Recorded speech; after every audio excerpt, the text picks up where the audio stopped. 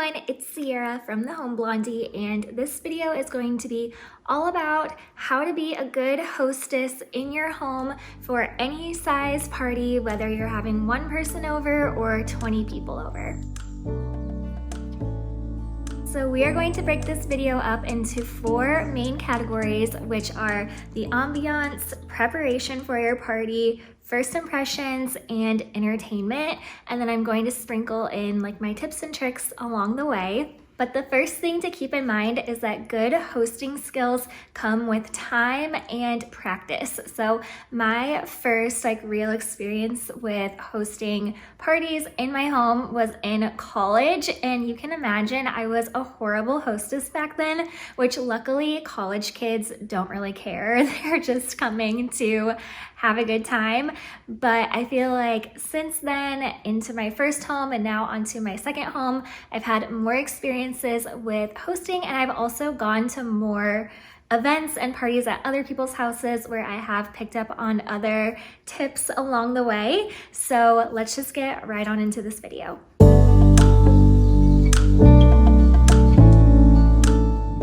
So let's start with the ambiance of your home for your party. And not to brag, but this is one area of hosting that I feel like I am exceptionally good at. And the reason for that is because I am constantly practicing this in my house every single day, even when I am not hosting, because I just love having like a cozy atmosphere in my house. So when you're thinking about the ambiance for your party, I suggest thinking about the 5 different senses. So your sight, hearing, taste, touch, which one am I forgetting? Oh, smell.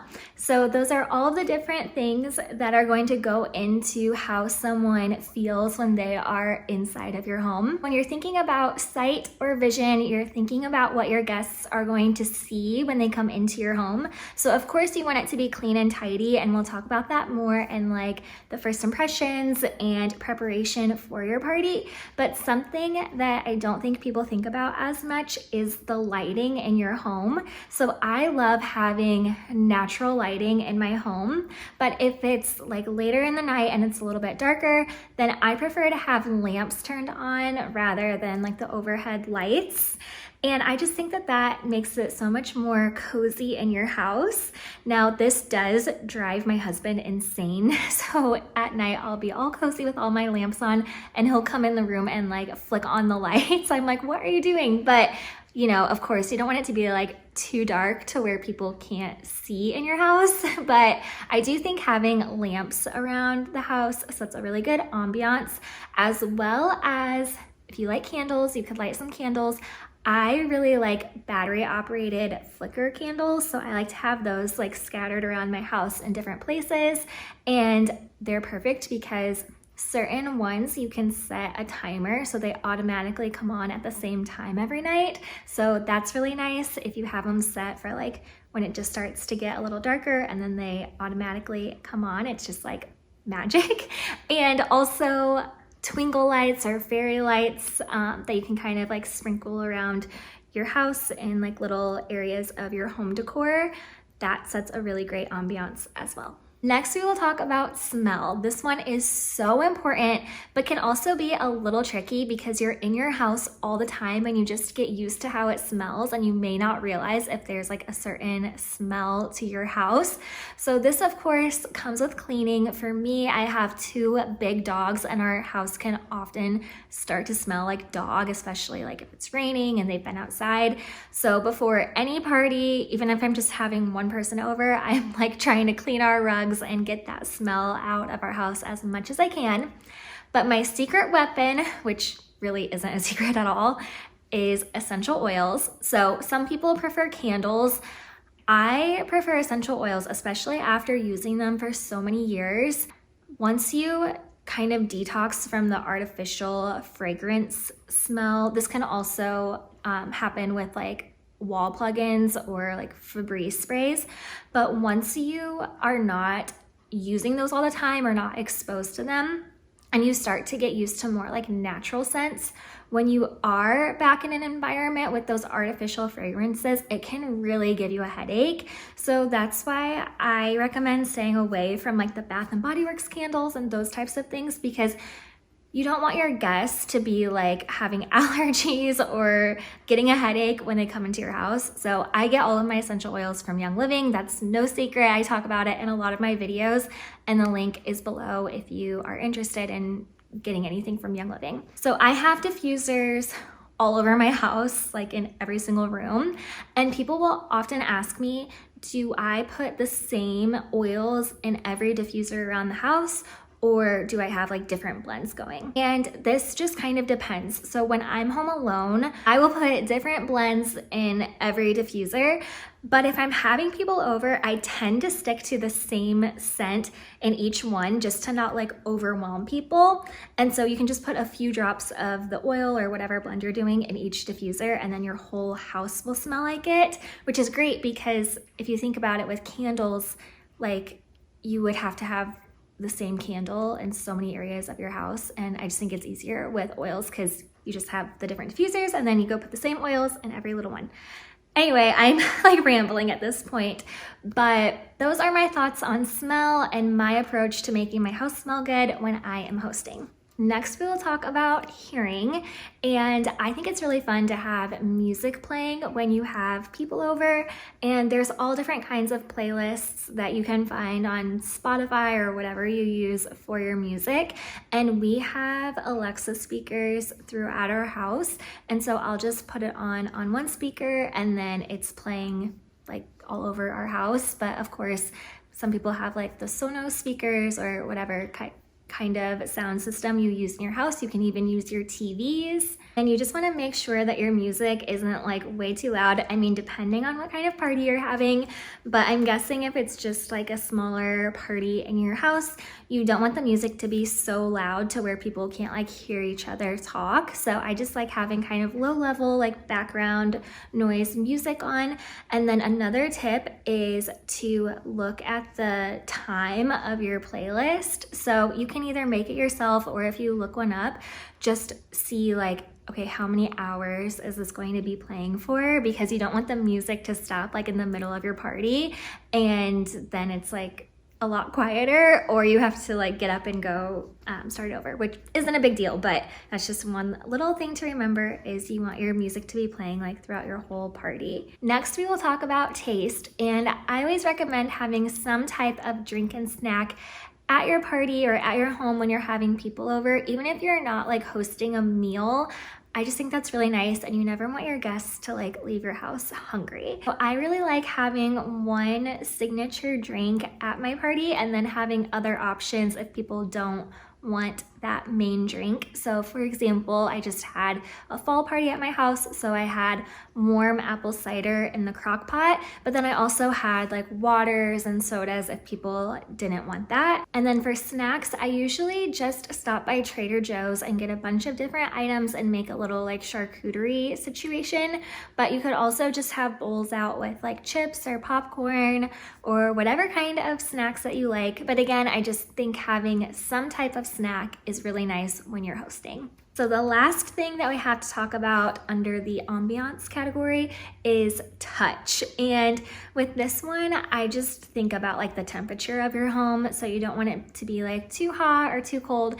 And this can kind of change like during the party, especially if you're like cooking and your oven is on, it could get like super hot. So that's just something to be mindful of, is to like pay attention to the temperature. Maybe you need to like open some windows or open doors or whatever. But it's really not nice being at a party when it's either like freezing cold or like so hot that you're sweating.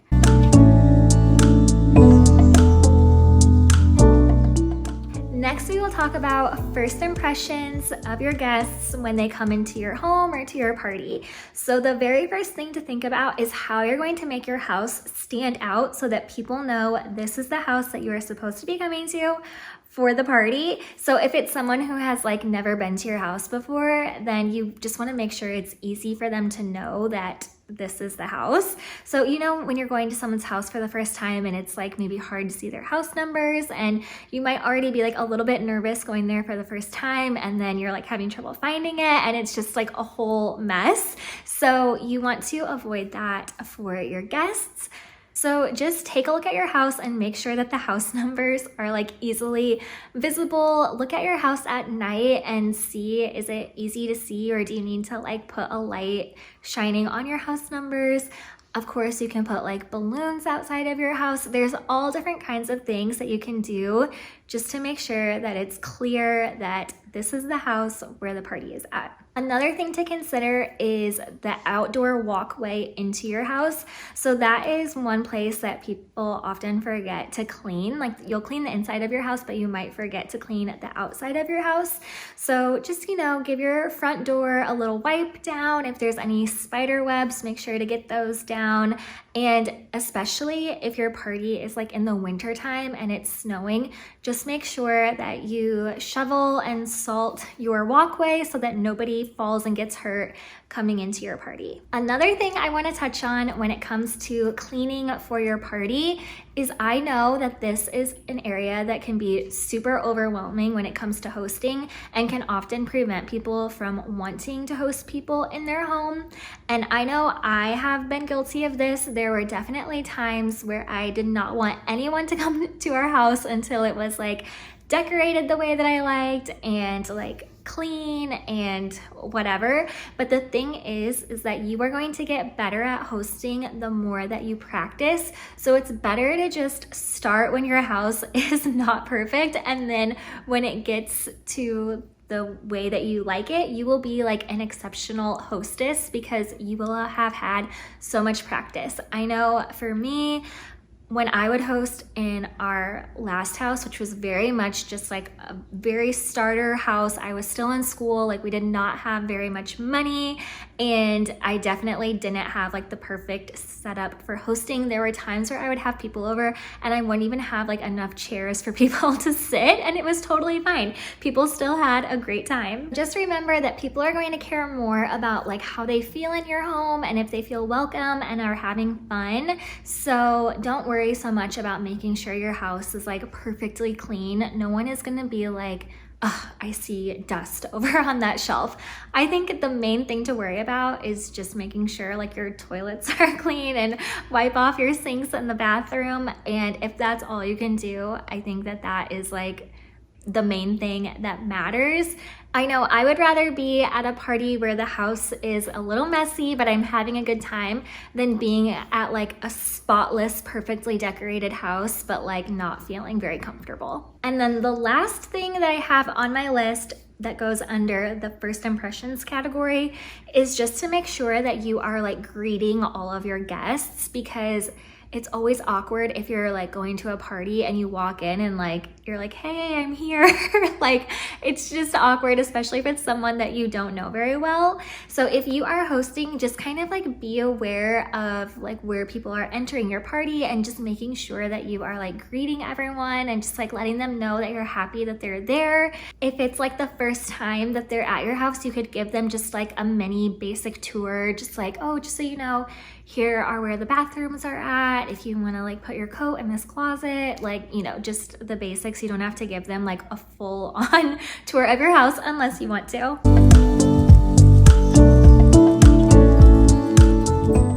Next, let's talk about preparation for your party, because this also kind of ties into the first impression of your party. So if somebody gets to your party and you are not prepared, it makes them feel like, oh my gosh, I shouldn't be here yet. Like I feel bad that I'm here and they're not ready for me. You know what I mean? So it's very important that you are prepared for your party, and this is really hard. This is something that I often struggle with too, because I'm always like running behind, especially on a day where I'm having like a big party.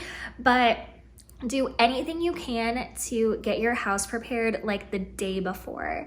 And also try to get yourself ready before you're like getting the food ready or whatever you need to do, because that's just going to help you feel more confident in your hosting abilities if you feel good like about your appearance. Like if you are in the kitchen still like making all the food and then people are coming and you like don't have your hair and makeup done, or like you're not dressed, you might just like feel super overwhelmed. Whereas like it's better to be finishing up the food and stuff than to have to leave your guests and like go get yourself ready.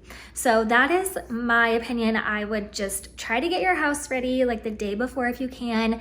The day of your party, make sure that you are dressed and ready, and then do like the food preparation and that kind of thing last, which again, that can be a little tricky because if you are like hosting a meal, you don't want to make everyone wait, but just try to like time block the day before and the day of your party to make sure that you are very well prepared for your guests to arrive.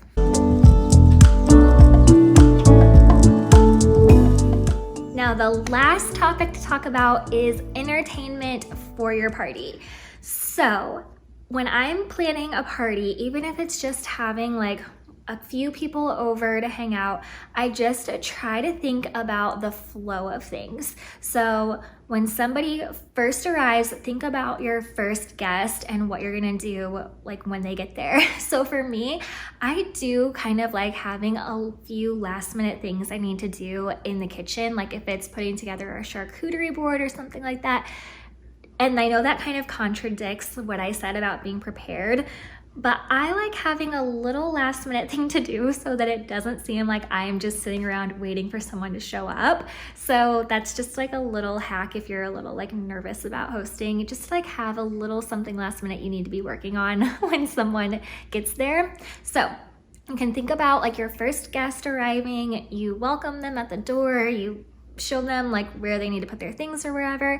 And then I usually will like bring them into the kitchen of our house and offer them a drink. And then maybe if I'm like getting a few last minute things put together, they're, you know, kind of maybe they're helping. Not that you want to like put your guests to work, but if they want to kind of like have something to do, or just like watch and talk as you're finishing things up. So then as more of your guests are arriving and everyone's, you know, getting their welcome drink and talking and mingling, you kind of want to have like a next step in your party so that people aren't like, okay, we're here and this is great, but now what? You want to have like a next thing that's going to happen once everyone's there. So whether that's a meal or if you have like a game or an activity planned, which I know that can sound like a little cheesy, but you do kind of want like something for your guests to do once they get there. And you don't need to necessarily have like a strict timeline of like what you're doing, but you just want to have a little bit of like a flow to your party. So, you know, like I said, whether that's a game or an activity, or maybe like you're watching a movie or something, and then think about like when that starts to phase out or people are kind of like getting bored with it, what's like the next thing that you can move on to. So like an example of this would be like last year when I hosted Thanksgiving, everyone came. The main thing was like the Thanksgiving meal, and then I had a game for us to do. And then once everyone was over the game, we did gingerbread houses. And you know, it's just kind of like having things for people to do. And then that also gives people like an opportunity to leave if they like need to go somewhere else or just want to leave. It gives them like time to be able to do that without like making a scene. All right, so those are all of my hosting tips. I feel like that was a little overwhelming, but also kind of like the basics. If you're like a master hostess and you're watching this, you're probably thinking, duh. But like I said, I am still learning and improving on my hosting skills. I have definitely come a long way, like I mentioned, from my college days or when we lived in our last house where sometimes we didn't have enough chairs or enough silverware or whatever. You learn as you go and you will always be improving. So I hope that this video was helpful. If you liked it, please give it a thumbs up and make sure to subscribe. I post lots of videos about home decorating, cleaning, organizing, and anything lifestyle and home related. So please subscribe, and I'll be back very soon with another video. Bye.